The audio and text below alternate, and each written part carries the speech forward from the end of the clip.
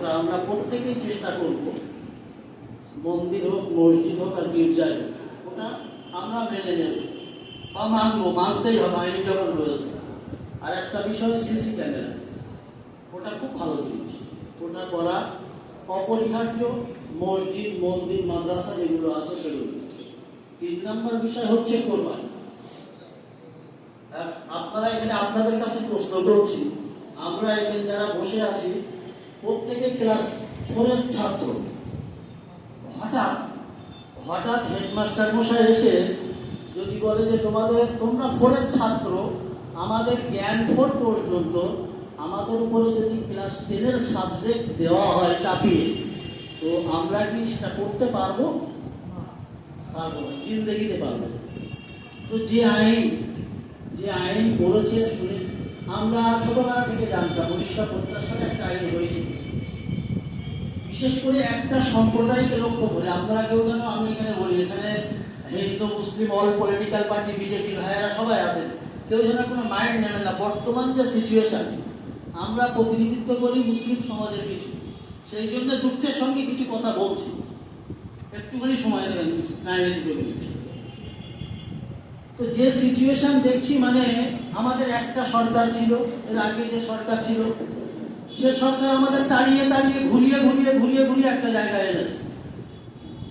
এখন যে বর্তমান যে সরকার দেখছি, সে সরকার যেন আমার নজরে আমি যেটা দেখছি, আমাদের ইমানের উপরে, আমাদের আমলের উপরে যেন আঘাত আসছে।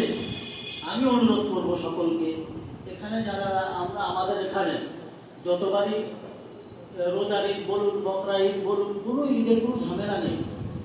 আর এই যে পশু হত্যার কথা যেটা বলছে, আমি মানে এখান থেকে প্রত্যেকের কাছে অনুরোধ করব, যারা আছেন, আমরা যেন কোরবানিটা করতে পারি। অনেকে পশু কিনে ফেলেছে, দাদা বলছিলেন, আমাদের আইএসএফ এর প্রার্থী উনিও বলছিলেন, আপনারা একটা আমাদের গাইডলাইন দিয়ে যে ভাই তোমরা ঘরের ভেতরে যেয়ে করো, বাড়ির ভেতরে পর্দা লাগিয়ে করো। আগে যেমন আমাদের হতো, একটা ময়দান হতো, সেই ময়দানে 10-15টা পশু এনে সেখানে জবাও করা হতো। সেটা আমরা চাইছি না, আপনারা আমাদেরকে একটা গাইডলাইন দেন, কিন্তু আমাদের এটা হচ্ছে একটা আমল, আমাদের এটা উপসনা। আমাদের এখানে ওইভাবে স্ট্রিক্টলি না, মানে কি বলবো, মানে প্রেশার ক্রিয়েট না করে, আইন তো হয়ে গেছে, তো বলবাদ হবে। তো আপনারা যদি একটু আমাদের দিকে যদি একটু সহায় হন, মানে আমরা রিকোয়েস্ট করছি, এখন যদি একটু সহায় হন, যে আমরা পর্দার সঙ্গে, মানে সুন্দরভাবে, কেউ যাতে বাইরে কোনো রকম কোনো না বুঝতে পারে, সেইভাবে যদি আমাদেরকে কোরবানির মানে সুষ্ঠুভাবে যদি করতে পারি, তাহলে মনে হয় খুব ভালো হয়। এটা আমি অনুরোধ করব প্রত্যেকের কাছে, আপনারা এই বিষয়ে একটু নজর রাখবেন। দেখেন, আমরা সবকিছু মেনে নেই, আমাদের উপরে যত বড় আঘাত আসুক আমরা মেনে নেই, কিন্তু আমাদের ইমানের উপরে যখন আঘাত আসবে, তখন কিন্তু আমাদের মেনে নেওয়া খুব কষ্ট।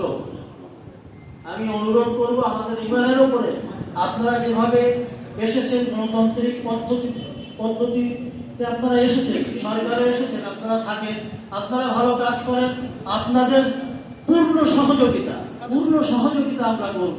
কিন্তু এমন কোনো কাজ করবেন না একটা সম্প্রদায়কে টার্গেট করে যেন কোনো কাজ না হয়, এটা আমার অনুরোধ থাকবে। দ্বিতীয়ত কথা হচ্ছে, এই যে আইন পশু হত্যা, আমি বিভিন্ন জায়গা ঘুরি, বিভিন্ন স্টেট, এই যে আল কাবির এক্সপোর্ট, সুনীল কাপুর, আল কাবির নামটা মুসলিম, সেখানে পার্টে হাজার পশু কোরবানি হয়, জবাই করে, বলি দেয়, সেটা বাইরে এক্সপোর্ট করে। আমাদের উপরে যে আইনটা লাগু হচ্ছে, আমরা চাই আল কাবিরের মতো এই বড় বড় যে গোহত্যাশালা, ওগুলো আগে বন্ধ হোক। আমরা সাপোর্ট করবো, আমরা এখানে কথা দিচ্ছি, আমরা কোরবানি গরু আমরা গোহত্যা করবো না, সর্বপ্রথম আগে বন্ধ করা হোক। যারা স্পোর্ট করছে, সুনীল কাপুর, অজয় কাপুর, এদের মতো, এদের থেকে আমাদের আগে বাঁচতে হবে। আইনটা ওদের উপরে আগে লাগু হোক, তারপরে আমাদের উপরে লাগু হোক। আমাদের ছাগল আছে, ছাগল জবাই করবো, ওটা নিয়ে কোনো ব্যাপার না, কিন্তু এমন কোনো কাজ করবেন না যাতে আমাদের ইমানে আঘাত লাগে, আমরা যাতে আঘাত পাই। আর আমরা কথা দিচ্ছি, কোন সংখ্যালঘু সম্প্রদায়ের মানুষ, কোন কোনো সংখ্যাগুরু সম্প্রদায়ের যদি কিছু বলে তার জন্য দায়িত্ব নেব আমরা। আমরা মানে কি বলবো, সম্প্রীতি ভালোবাসা চাই। আজ এতদিন কোনোদিন আমাদের এরকম পরীক্ষার সম্মুখীন হতে হয়নি আমাদের কোনোদিন, আজকে হতে হচ্ছে। আর আমরা এই তো এত বছর দেখছি, আমি এই প্রায় 10 বছর যাবৎ প্রায় প্রশাসনিক বৈঠকগুলো করি বিভিন্ন জায়গায়, বিভিন্ন থানায়, এসডিও অফিস, সব জায়গায়, কিন্তু এরকম ধরনের দৃশ্য আমার চোখে পড়েনি। হয়তো আমরা বলি লোক আসে না কেন, আমাদের ভিতরে একটা ভয় কাজ করছে। সত্যি কথা বলি, আমাদের ভিতরে একটা ভয় কাজ করছে যে আগামী দিন আমাদের ভবিষ্যৎ কি, আমাদের একটার পরে একটা যখন এরকম ভাবে মানে ইমানের উপরে যখন আঘাত করবে তখন আমরা কোন দিকে যাব। সেই জন্য আপনাদেরকে অনুরোধ করব, অনেক কিছু বলার ছিল কিন্তু বলার অনেক বক্তা এখানে আছেন। আমি অনুরোধ করব আপনারা একটু সুনজরে মানে নরম দৃষ্টিতে একটু দেখুন এবারের কোরবানিটা। তারপরে আইন যেটা হবে সবার জন্য লাগু হবে, যেমন আমার জন্য হবে তেমন হচ্ছে বড় বড় এক্সপোর্টারদেরও হবে, সেগুলো আমরা দেখব। এই বলে আমি আমার বক্তব্য এখানে শেষ করছি। কেউ যেন কিছু মনে করবেন না, কেউ যেন নিজের গায়ে টেনে নেবেন না এটা।